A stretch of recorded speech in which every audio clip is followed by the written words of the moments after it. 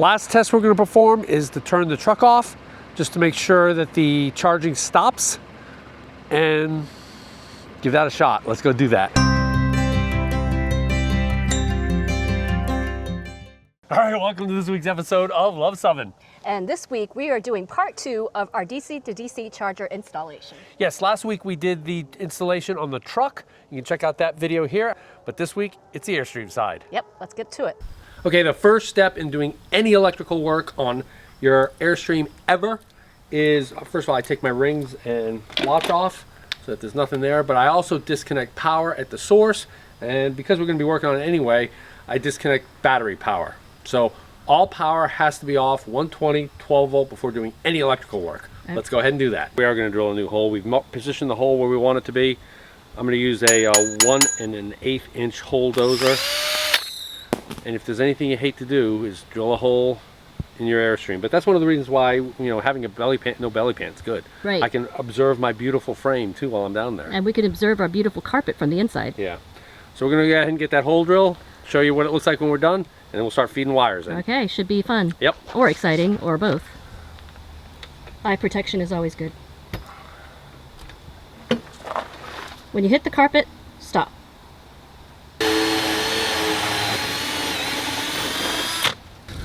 There's our hole.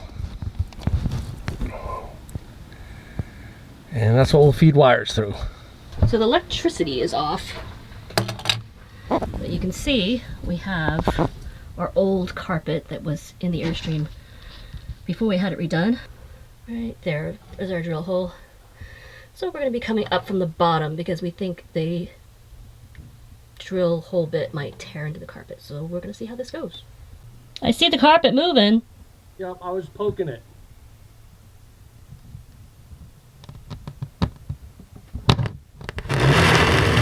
Okay, that's good. Whoa, stop it.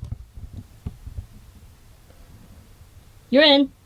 Can you see my finger? Yes, I can see your finger. All right, what are we doing now? So we've got a 2-part epoxy. We're gonna go ahead and put this into a bowl, paint the wood, and this will seal the wood against any moisture intrusion, and make it good. Okay, so it keeps the moisture out so the board won't warp later. It's pretty thick wood that we have as a base, right? It is. I was pretty impressed. All right.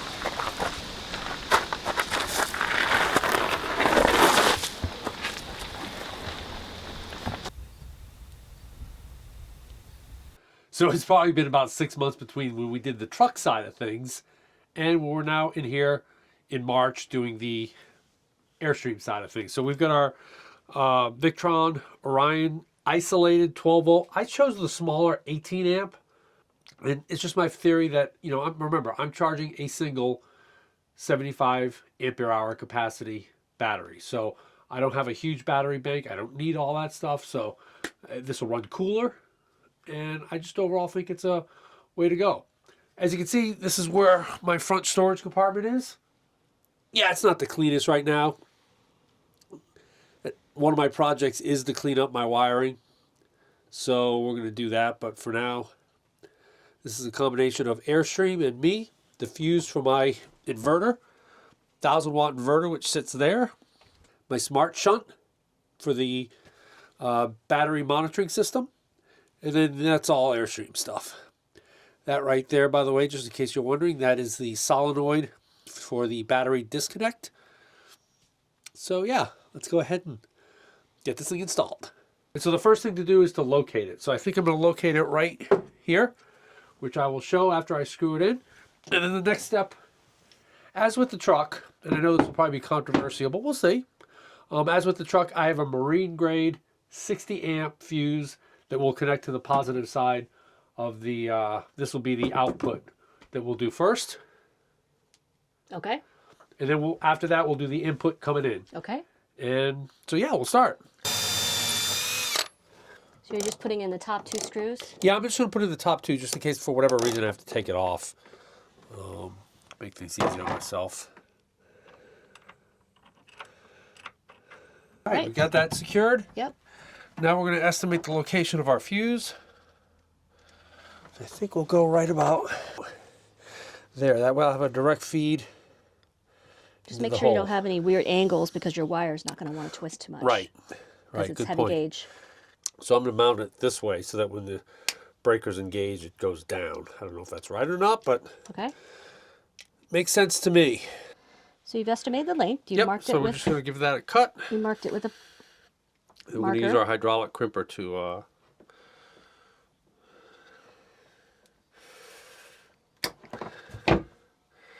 go on ahead and crimp a lug on. You're attaching the lug nut end Yep. to the fuse, correct? Yeah, and of course the easiest things in the world. That's you don't want to screw in. But I think it's an awkward angle too. there it goes.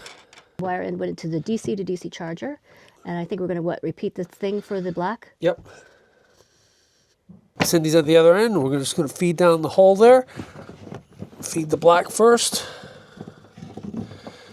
She's pulling. You pulling, see?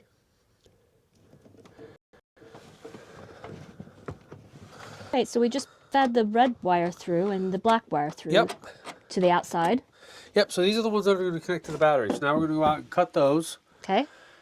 and crimp some lugs onto those. Okay. And the remaining wire will come back up this way. Put these battery lugs on these two wires here. And Rich is putting an Anderson connector on the end of a black wire. Okay, so we've made our connection. I'm just going to check for continuity to make sure it's good. What should your meter read? It should beep like that. Okay, so we got good continuity. Go ahead and feed this puppy in. All right. So we got it through the frame. We did, yep, and up through the hole. Yep. So we get enough wire, which is good. And it was So- very helpful to have tied the whole thing together with some electrical tape. Yep, so now we're just going to make the final Connections. connection, and then we'll begin testing here shortly. Yep. All right, so what are we doing here? So we did two things. A, we're testing to make sure we get the right distance, and we can put this up. And then we also tested to make sure we had voltage when we connected the two, and we do. Yep, and you check the voltage inside as well. Yep. We're going to estimate the distance that we need. Not there, I think, right? Yeah. Out there. You don't want too much wire playing around, but you also want enough to make it easy to put in.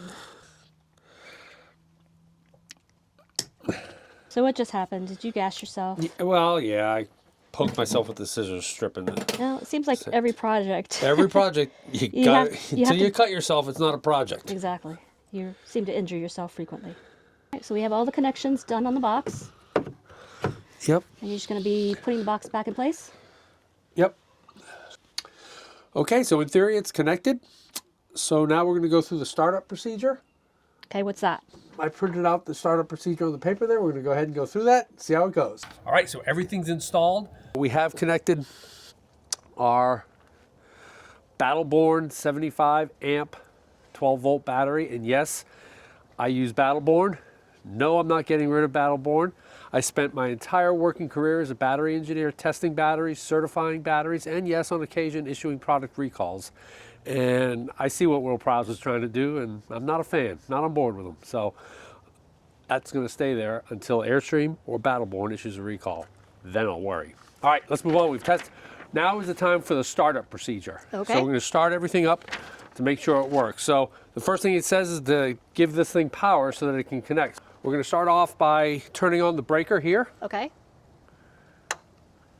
That should give us 12 volts at the truck's plug. Okay. All right, 12.14. So Okay. we got good voltage there. Excellent. So let's go ahead and take a look at the Victron Connect.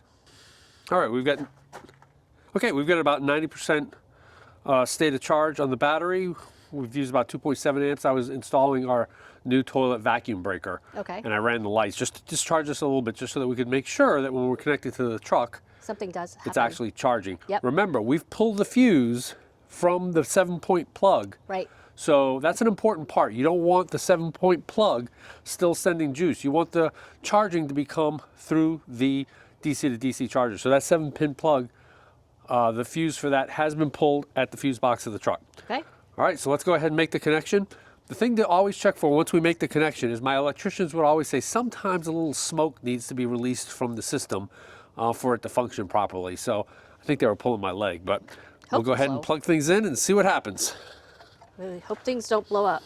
All right. Red to red. It's important to get red to red, right? Yep. Okay. Let's go check, make sure we're getting power inside, and then we'll connect to the Victron Connect. Okay.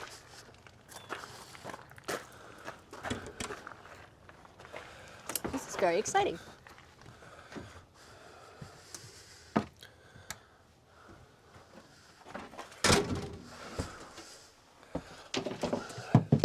How are you And checking? we do have a blue light, so I'm not even going to check power. I'm going to assume that blue light is a blue light of happiness. Where's the blue light? Oh, on the Right there. So that's good. monitor. So let's go ahead and hook up the Victron Connect and see if it finds something. Okay, excellent. There we can see it's detected it. So we'll get onto it. Bluetooth pairing request. Oh geez, enter code shown. Oh my God, they get this little itty bitty code. All right. All right, apparently there's a code I've got to enter. Let's go ahead and find that. Okay. Okay, so the code is actually not that big long thing, but it says Bluetooth PIN. So it's on this little sticker here, which we'll put into our maintenance manual here. So So it was in the box. yeah, it was in the box. Okay. All right, let's go ahead and enter that.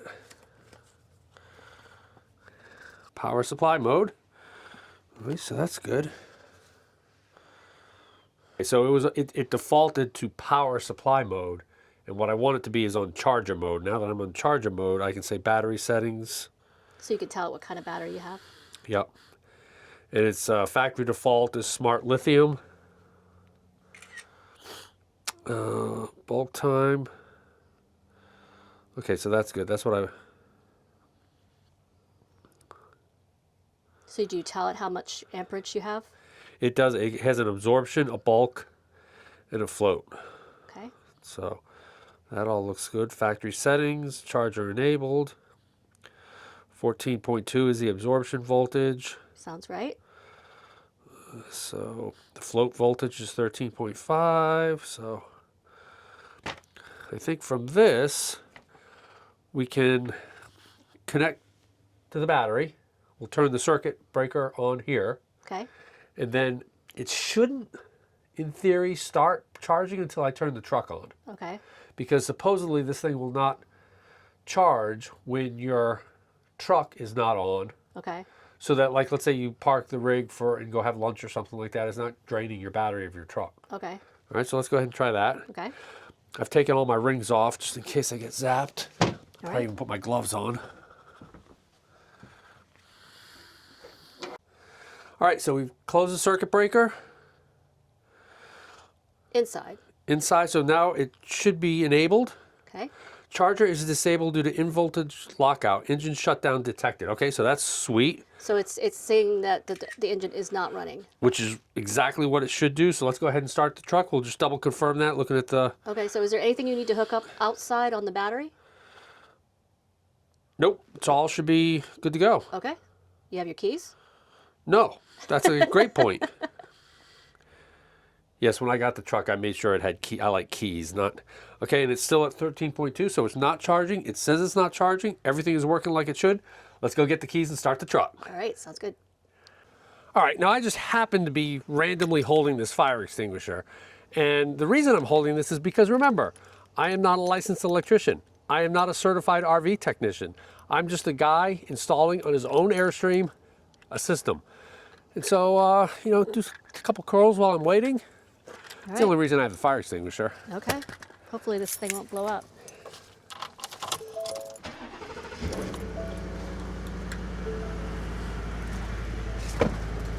All right, you can see right now, it's gone from 13.2 to 14 volts.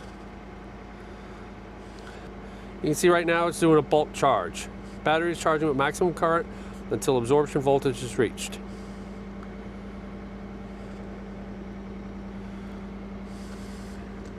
We're gonna let that run for a bit, and I'm gonna go get my infrared camera after it runs for a while, and we'll check to make sure we don't have any hot connections. Okay. Okay, my intrepid camera person decided it was too cold, so I'm kind of selfieing this.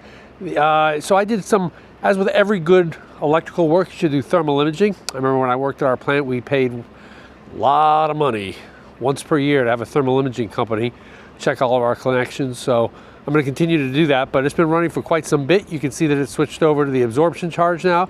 Batteries were pretty topped off anyway, so it didn't surprise me at all, but that just shows that the algorithm is working. It went from a bulk to an absorption.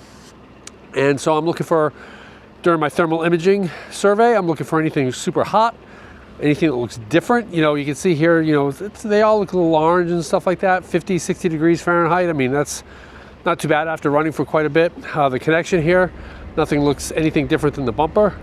This project is complete. I think everything's working. We now have a DC to DC charger. Okay, so we shut the truck off, and it took about a minute, I would say. At first I was like, oh man, something's not working. But it takes about a minute, I think, for it to recognize that the truck is no longer functioning. And then it shut off and went into detect mode, and which is perfect. Perfect, perfect, perfect. The last stage of the installation, it's almost done, is to put in some of these clamps to keep the wiring in place as it runs along the frame, and to fill the hole in with foam. Other than that, we're done. All right, well, there you have it, the finishing of our DC to DC charger. It was a pretty big job, I think. Yeah, it was, just because, you know, the first time you do anything, it's a little bit difficult. Yes. This is the install video. We'll be taking off in just a few days here, and we'll show you how it's working. On the road. And hopefully, we'll be doing a lot of boondocking. And we'll see how it does. So I like this video. Give us a big thumbs up. And if you think we've earned a subscription, click the subscribe. And comment below if you have a Victron charger and how you liked it. Because we come out with Airstream and RV related videos just like this one every Tuesday. Thanks for watching.